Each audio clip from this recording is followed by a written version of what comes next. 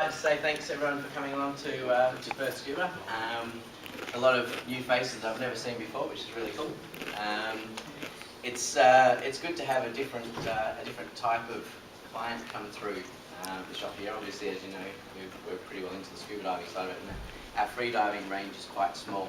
I have to confess, I'm not real flash when it comes to free diving and stuff like that. I think I hold my breath for about 10 seconds, and I couldn't hit the side of a barn if I tried with a spear gun. So you guys are pretty safe. There's plenty of fish around there for you guys, that's for sure. Tonight, what we wanted to do is give you guys the opportunity to have a look at some photography and some videography stuff for underwater. Some of the stuff that we get into. We've been here for 6 years, and just in probably the last 12 months, we've decided to branch out, and rather than just do the scuba stuff, we decided to get into all the toys and all the really cool parts of it. Which, you know, ultimately we got to the point with our customers where jumping balls.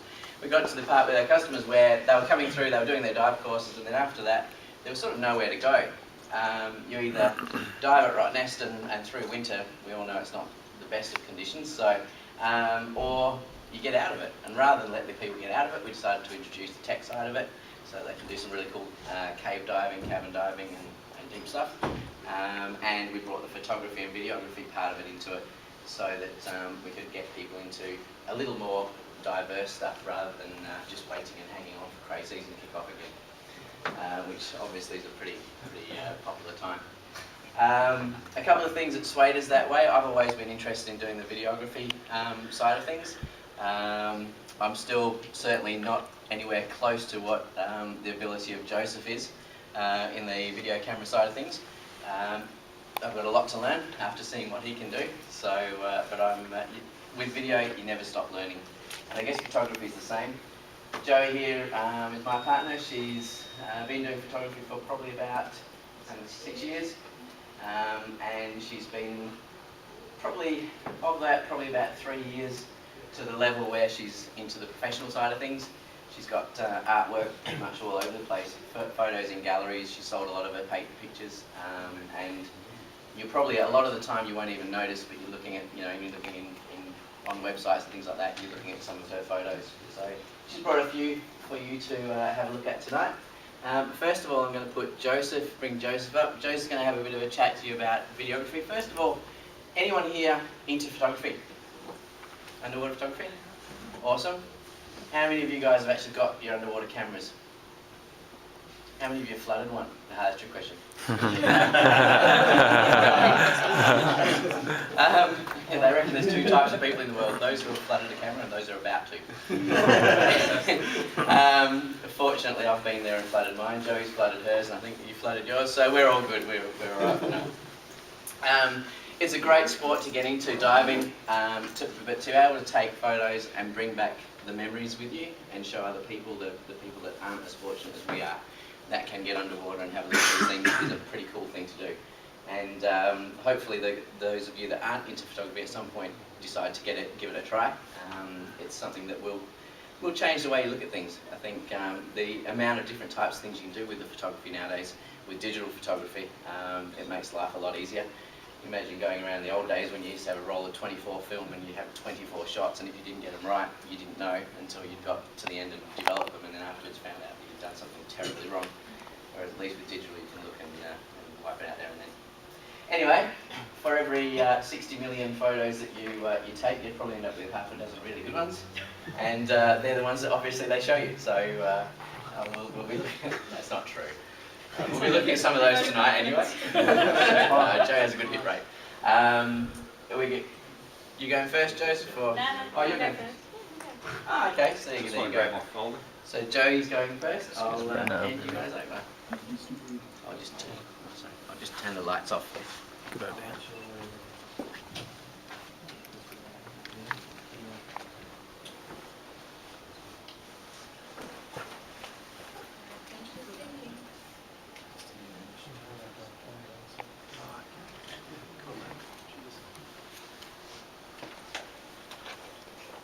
As Lee said, I've been taking photos for about 6 years, and 3 years ago I got terribly frustrated with my tiny little compact. It was slow, it had low resolution, and I got lots of photos of fish bums. So I don't know if anyone else gets lots of photos of fish bums too.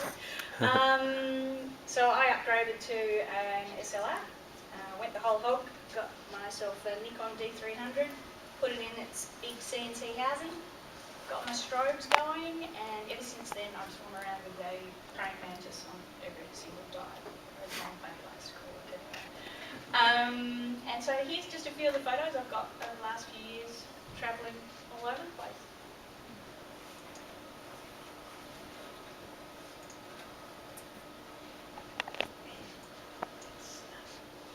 Sorry? It's not going.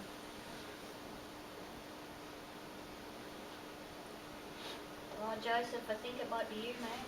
What's up? It's because it's a PC. Go to slideshow at the top. Oh, Video killed the radio star. Video killed the line. Doesn't happen to Mac. No, I hear that a lot. It doesn't happen on my computer out the back.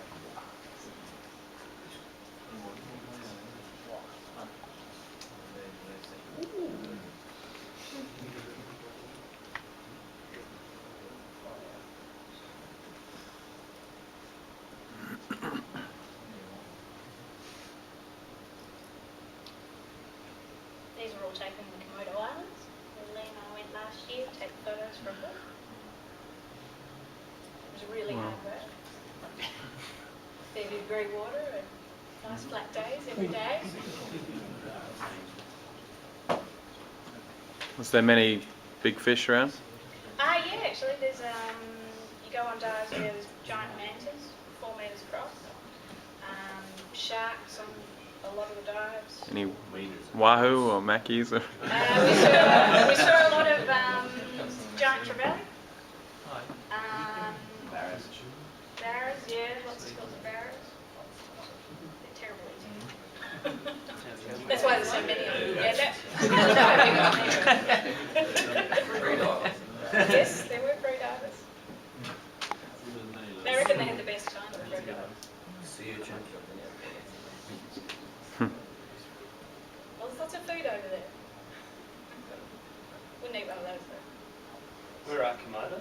Komodo is just out of Indonesia. So it's about a 12-hour sit. Did you get onto the island and look at the dragons and played stuff? with the dragons. Wow. Well, ran away from the dragons. Is that the 4 metre? Yeah, that's about 4 4 meters metre? across. Yeah. Whoa. I've got a very wide angle lens, so How at big's least I that can fella? fit.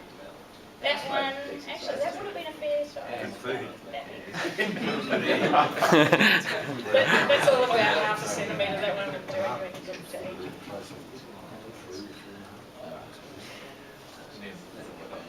Spotted always. Oh wow. That one's a Great Barrier Reef. Although you can't shoot them out there. whereabouts on the reef? Out at, I think what island? We went out very far. Okay. I've asked my buddy who's too That's busy. alright. Osprey. Very far. That's it. Osprey. Osprey. It took us 3 days to get up there. Yeah. No, this is It's the track.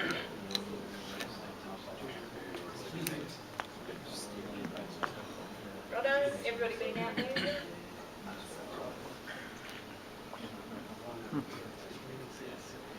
yeah. That's great colours. It's pretty cool. I love Leather jacket. cameras. It's about Look 12 out. megapixels. Dangerous around here, Alex? There's- Sorry? Yeah.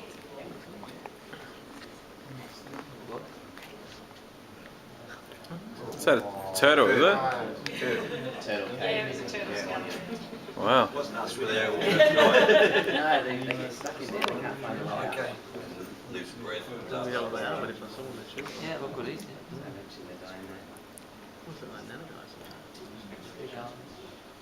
And funnily enough, where Jellyfish Lake is, they have to stop the tourists from going in there and stealing lots and lots Yeah, big of was called jellyfish to take